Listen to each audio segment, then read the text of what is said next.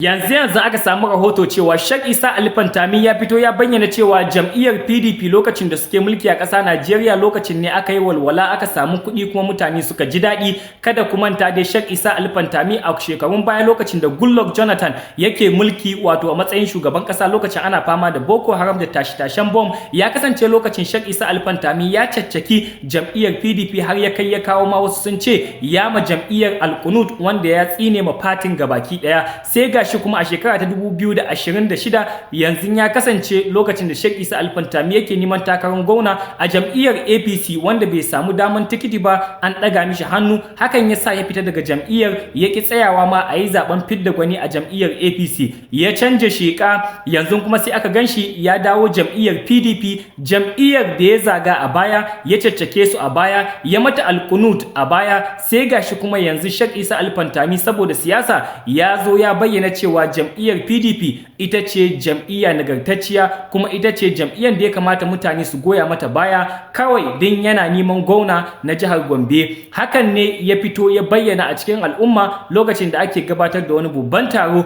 wanda ya sa mutane cece kuce sosai. Wasu suna ganin cewa Sheikh Isa Alfantami yayi amai ne ya lashe, kasancewan a kwanakin baya ya caccaki jam'iyyar PDP rashin nagartansu da komai, amma kuma yanzu sai aka tsinci Sheikh Isa Alfantami